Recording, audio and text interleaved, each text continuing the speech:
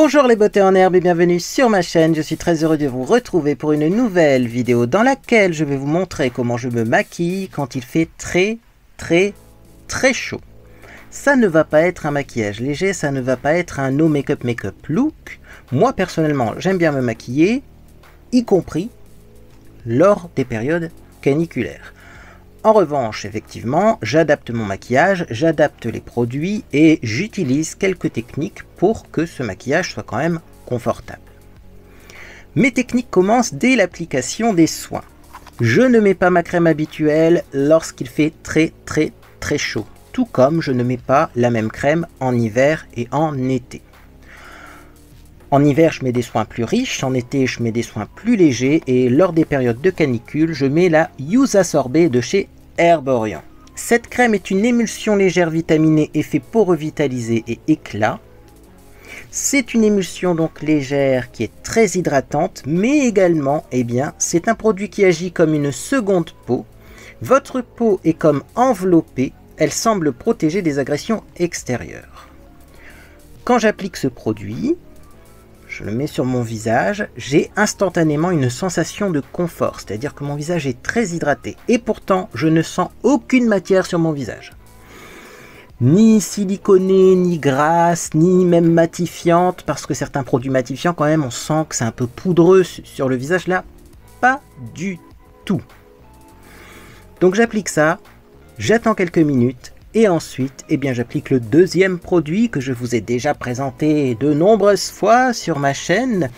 C'est tout simplement le 3B Face Saver Gel et je pense que ça, c'est vraiment le produit. Si on doit retenir un produit dans cette vidéo, c'est le produit qui me permet de me maquiller lorsqu'il fait très chaud, lorsqu'on est dans une période caniculaire. Qu'est-ce que c'est que ce produit? C'est un anti-transpirant pour le visage qui va éviter la transpiration excessive au niveau du visage. Donc effectivement, transpiration, si vous transpirez au niveau des tempes, du front, où est-ce que vous voulez. Mais également, ça va éviter les brillances. J'ai appliqué ça, j'ai laissé sécher quelques minutes et regardez le résultat. J'ai une peau qui est mate, qui est sèche. Et pourtant, je n'ai pas mis de poudre sur mon visage et je n'ai pas mis de soin matifiant. Remarquez, ça c'est peut-être un soin matifiant. Ça contient beaucoup de silicone. Pour moi, ça ressemble plus quand même au niveau de la texture à une base de maquillage plutôt qu'à un soin matifiant. Mais bon, je n'ai pas mis de crème matifiante. J'ai mis une crème hydratante, assez quand même classique. Et pourtant, je ne brille pas. Ça, c'est une pépite. Ensuite, on va pouvoir passer au maquillage. Et donc, qu'est-ce que j'applique comme maquillage? J'applique bien sûr du... non. J'applique de l'anti-cerne pour commencer. Pourquoi je commence par l'anti-cerne? Quand je mets le fond de teint en premier, j'ai tendance à mettre du fond de teint sur le contour de l'œil. Pour moi, c'est un réflexe. Du coup, je me retrouve au niveau du contour des yeux avec du fond de teint plus de l'anti-cerne. Ça fait trop de matière, c'est pas confortable. Également, quand je mets mon fond de teint avant, si vraiment j'ai la présence d'esprit de ne pas en mettre sur le contour de l'œil, j'ai ensuite moins d'espace pour estomper mon anti-cerne. Donc je mets des couches d'anti-cerne plus épaisses. Là, je vais vous montrer comment j'applique mon anti-cerne lorsqu'il fait très chaud. J'en prends, donc là c'est le Estée Lauder Double Wear, couleur, vous aurez ça dans la boîte de description, de Light Medium. Donc c'est un anti-cerne quand même qui tient bien. Bien sûr, on adapte les produits. Donc, je mets mon anti-cerne comme ça. Oh, moi, je le mets en assez grosse quantité. Et voyez, j'estompe. Voilà, en étirant bien la matière. Et du coup, j'hésite pas à descendre également un petit peu sur mes joues. Un petit peu, vous voyez, au niveau du nez. Parce que moi, là, j'ai des rougeurs. En plus, là, j'ai mes lunettes qui reposent. Donc, j'ai une petite trace rouge à chaque fois. Et donc, vous voyez, ça clairement, l'estomper comme ça en l'étirant un maximum, j'ai du mal à le faire quand j'ai déjà mis du fond de teint parce que je me dis que ça fait bouger le fond de teint. Alors que là, effectivement, regardez-moi ça. J'étire et j'estompe jusqu'à ce qu'il n'y ait plus de matière, plus de sensation de matière sur mes yeux. Et ça, c'est plutôt cool. Regardez-moi ça. Ça fait couvrant, on peut pas dire que c'est un maquillage très naturel, d'ailleurs on voit bien la différence entre l'œil où j'en ai mis et l'œil où j'en ai pas mis. Mais, c'est une couche très fine, donc je ne la sens pas sur mes yeux. Alors je vais faire pareil de l'autre côté, donc j'en mets une bonne quantité, et je masse en fait, hein. C'est ça l'astuce. C'est qu'il ne faut pas estomper comme ça et dire c'est bon, j'ai fini. Non, on continue, on étire la matière jusqu'à ce qu'il n'y ait plus de démarcation entre l'anti-cerne et la peau nue. Voilà.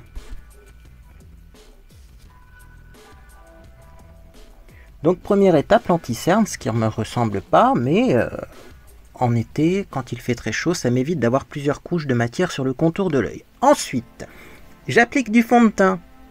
Donc là également, appliquer un fond de teint adapté. Moi là, je vais mettre le mat plus poreless qui contient de l'argile. Donc forcément, ça va être absorbant.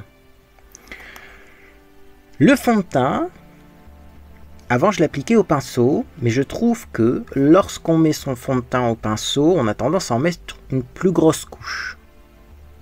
Du coup, l'idéal, ce serait de l'appliquer à l'éponge. Oui, mais voilà. Moi, quand j'applique mon fond de teint à l'éponge, j'ai l'impression que l'éponge absorbe tout et j'ai pas la couvrance dont je désire. Du coup, si j'utilise pas d'éponge et si j'utilise pas de pinceau, comment j'applique mon fond de teint? Eh bien, tout simplement, je vais l'appliquer avec mes doigts. Petit fond de teint, j'ai le 128 et le 104. On va voir s'il ne faut pas mélanger les deux. Le 128 va peut-être être un petit peu foncé pour moi. Petit test. Oh. C'est un tout petit peu foncé, mais je suis même pas sûr que ce soit trop foncé, hein. Moi j'aime bien, vous savez, hein, réveiller l'éclat de mon visage avec une couleur un peu orangée. Est-ce qu'on trouve ça foncé? Il faudrait que je mélange un petit peu des deux. Bon, allez, on va faire un effort, on va mélanger les deux, mais j'avoue que moi, le plus foncé seul m'irait, hein. Personnellement, ça ne me dérange pas de mettre un fond de teint légèrement plus foncé. Alors, c'est parti. Je vais mettre quelques touches de fond de teint foncé sur l'ensemble de mon visage et de mon cou, parce que moi j'ai souvent des petites rougeurs au niveau du cou. Ça, c'est parce que je me rase. Voilà. Je vais le fermer. Je vais prendre le plus clair et je vais mettre également quelques touches de fond de teint plus clair. Mais alors, je vais faire attention parce que le fond de teint plus clair est vraiment trop clair pour moi. Donc, il va vraiment pas falloir en prendre beaucoup. Alors, c'est parti. Hop, voilà, un petit peu là, là. Forcément, du clair, je vais en remettre sur ma joue que j'ai déjà maquillée avec du plus foncé pour que ce soit raccord. Hop, hop, hop, hop. Et sur mon nez aussi, n'oublions pas le nez, hein, quand même. Voilà. Ensuite, je vais fermer ça pour pas en mettre partout. Je vais prendre mes deux mains, tirer un peu mes cheveux vers l'arrière et j'applique ça comme une crème hydratante. Alors là également, je ne me prends pas la tête, c'est vraiment le maquillage d'été, le maquillage de vacances, le maquillage, on ne se prend pas la tête. Voilà, si on a dans les sourcils, c'est pas grave, on enlèvera après, voilà, j'évite d'en mettre trop sur le contour de l'œil. Hop. Voilà. Et je trouve que j'obtiens, en faisant cette technique, la couvrance idéale. Et ben, c'est beaucoup plus fin sur mon visage. La couche est beaucoup plus fine que lorsque j'utilise un pinceau. Voilà. Alors, ce fond de teint n'est pas le plus couvrant du monde, mais c'est du fond de teint quand même. Et ça apporte quand même de la couvrance. C'est-à-dire qu'on aurait pu mettre une bébé crème, une CC crème, tu sais, tous ces produits à texture hyper légère, là. Mais ça donne pas le même effet, on est d'accord, hein. Même s'il y a des produits comme ça pour le teint qui sont très jolis, hein, on n'a pas le même effet. Là, vraiment, j'ai un rendu beaucoup plus joli avec cette technique qu'avec un pinceau quand il fait très chaud. Alors, j'ai estompé un petit peu sur mes paupières parce que j'ai pas poudré, bien sûr, mon anti-cerne. Et donc il migre un peu dans les plis. Même le double bar d'Estée Lauder migre un petit peu. Alors, après avoir appliqué le fond de teint, je vais essuyer mes mains dans une petite lingette démaquillante comme ça humide. Et je vais appliquer ma poudre. Alors ça, c'est une étape super importante. Il faut poudrer son visage. Ça fixe le maquillage, mais aussi ça le rend plus confortable. Moi je trouve que ça absorbe un petit peu les corps gras qu'il y a dans le fond de teint, et quand je poudre pas mon visage, parce que j'ai essayé récemment de ne puis poudrer mon visage pour voir ce que ça donne. Effectivement, j'ai l'impression que mon fond de teint il est collant et c'est poisseux sur mon visage. Par contre, quand je poudre, eh ben, j'ai plus du tout cette sensation-là. Alors, des poudres, j'en ai à revendre. Mais je vais vous sortir la poudre que j'utilise en ce moment. C'est la 12 de chez Imagic, la violette et non pas la rose. En ce moment, je suis plus dans la poudre violette parce que j'utilise des fonds de teint d'été. C'est vrai qu'ils sont des fois un petit peu trop jaunes pour moi. Donc le violet va corriger le jaune. J'essaierai de vous mettre un lien dans la boîte de description. Malheureusement, cette poudre-là semble être en rupture chez le fournisseur. Donc, je ne sais pas si vous allez en trouver. Mais en tout cas, vous voyez, ça transforme le visage, hein, cette poudre. Vraiment, la poudre donne un éclat qui est très joli. Grâce à ces pigments violets.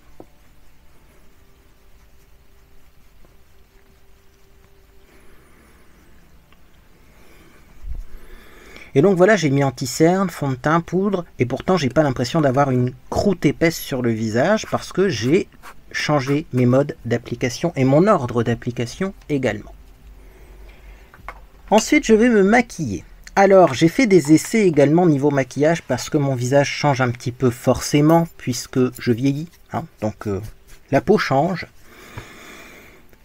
Et j'ai remarqué une chose quand même, c'est qu'avec certains fards à paupières, je n'ai plus besoin de mettre de base à paupières. Je pense vraiment que la base à paupières, c'est utile avec certains fards, mais c'est pas toujours utile. C'est-à-dire que si vous avez des fards de bonne qualité, la base à paupières, vous pouvez vous en passer. Et c'est exactement ce que je fais moi lorsque j'utilise ma palette Petite Chouin de chez Martine Cosmétiques, palette que j'utilise beaucoup en ce moment. En plus ça fait plaisir parce qu'elle est de nouveau disponible sur le site de Martine.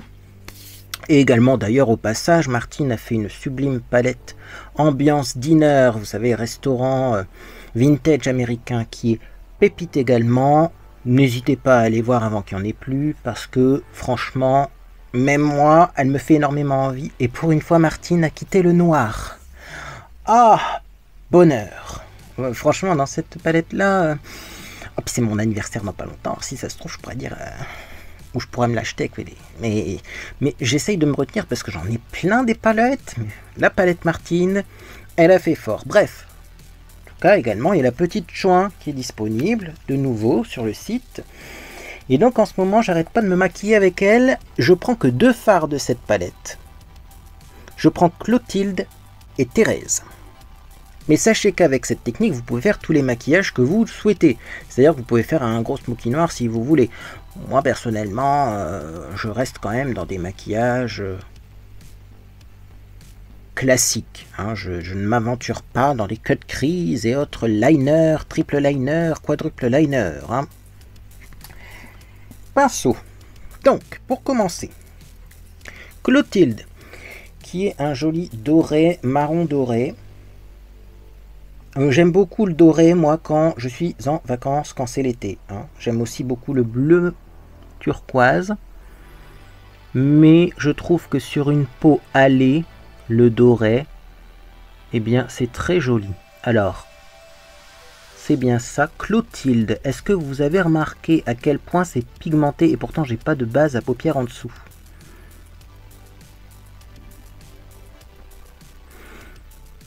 C'est-à-dire qu'on n'a pas besoin de mettre de la base à paupières si on a un fard de qualité. Alors vous allez me dire, oui mais la tenue, eh ben, écoutez, je vais vous surprendre, mais moi ça migre pas spécialement beaucoup dans les plis, hein, avec un bon anti-cerne en dessous, la double wear, de la poudre. Ben, après le maquillage il tient, hein. Donc je remonte assez haut mon halo parce que j'ai les paupières tombantes, mais vous remontez au niveau que vous voulez. Je fais pareil de l'autre côté, alors vous voyez du coup en plus c'est super rapide. Alors bien sûr je reprends plusieurs fois du fard pour avoir l'intensité désirée. Vous mettez l'intensité que vous voulez. Quand on ne met pas de base à paupières, on peut du coup avoir une intensité soit plus légère en prenant très peu de fard, soit plus forte en prenant plus. Moi quand même j'aime bien le maquillage quand il est visible. Voilà. Ah, c'est bien comme ça, moi j'aime bien. Hein. Alors on pourrait se permettre un petit estompage avec un pinceau propre, mais je vais pas le faire parce que j'ai peur de perdre en intensité. Voilà, je trouve que là c'est suffisamment flouté. Si vous aimez les maquillages plus estompés, eh bien vous pouvez estomper avec un pinceau propre. Thérèse, pourquoi je prends Thérèse? Parce qu'il est moins jaune, et en dessous de l'œil je préfère quand c'est un peu moins jaune, mais aussi il y a moins de paillettes. Ça c'est plus fin au niveau de la texture, donc ça évite d'avoir des paillettes dans les yeux, parce que moi les paillettes dans les yeux ça me gratte. Un petit pinceau plat comme ceci. Je prends Thérèse, bien sur la pointe, tapoter pour éviter les chutes, et je mets Thérèse en dessous de l'œil. Et alors je sais pas pourquoi, mais l'association de Thérèse avec Clotilde, je trouve ça très joli. Alors au niveau du ras de cils inférieur, je fais vraiment une ligne brute, mais vous inquiétez pas, elle va être estompée après. Donc je continue. De l'autre côté, je fais pareil. Tac, tac, tac. Si vous voulez un peu plus d'intensité, également, vous en reprenez, vous passez une deuxième fois le fard, parce qu'on n'a pas mis de base à paupières, etc. Donc il est possible que ça adhère un petit peu moins bien. Quand on a une grosse couche de matière grasse en dessous du fard, c'est-à-dire fond de teint anti-cerne base à paupières, forcément le fard adhère mieux. Hein. Voilà, donc là c'est moche, c'est normal. Je reprends le pinceau avec lequel j'ai appliqué Clotilde, mais sans reprendre de matière, et j'estompe. Voilà, je fume mon ras de cils inférieur. Allez, je vais estomper un peu au-dessus aussi, mais vraiment très légèrement. Alors comme il n'y a pas de base à paupières, il ne faut pas énormément estomper parce que le fard accroche moins. Donc si vous estompez trop, et bien malheureusement, on ne verra plus la couleur. Par contre, du coup, c'est vachement plus facile à estomper. Parce qu'il n'y a rien qui accroche là, au niveau de mes paupières. Et comme il n'y a rien qui accroche au niveau de mes paupières, c'est beaucoup plus confortable. J'ai pas l'impression d'avoir les paupières qui collent.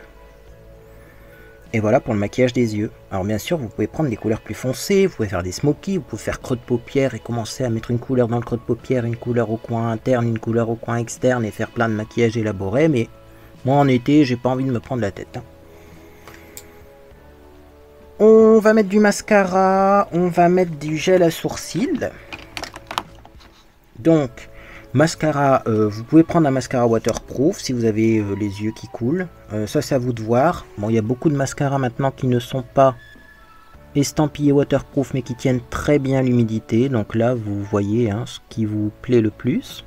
Ce que j'aime beaucoup avec les fards que j'ai choisis de chez Martin Cosmetics, c'est qu'ils ne sont pas trop clairs. C'est vraiment des couleurs moyennes. C'est-à-dire que je n'ai pas besoin de faire un trait de liner pour, eh bien, vous voyez, rectifier un ras de cils trop clair. Là, un simple mascara suffit. Donc je vais appliquer mon mascara en haut et en bas. Et je vous retrouve pour le gel à sourcils parce que là, il n'y a rien d'intéressant. Bien, donc j'ai appliqué mon mascara et pour information, j'ai pas eu besoin d'en mettre beaucoup. C'est toujours plus confortable d'en mettre un petit peu moins.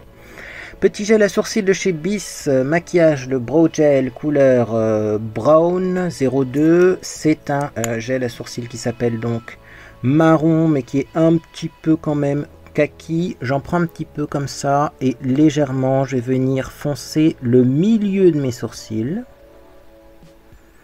Et ensuite, je vais estomper vers les bords. Mais là également, comme le maquillage des yeux est plutôt léger quand même, hein, bien, je ne vais pas m'amuser à faire des sourcils très dessinés. Là, vous faites également comme vous préférez. Moi, j'avoue que j'intensifie un petit peu comme ça. Mais je ne vais pas me prendre la tête avec des sourcils très dessinés.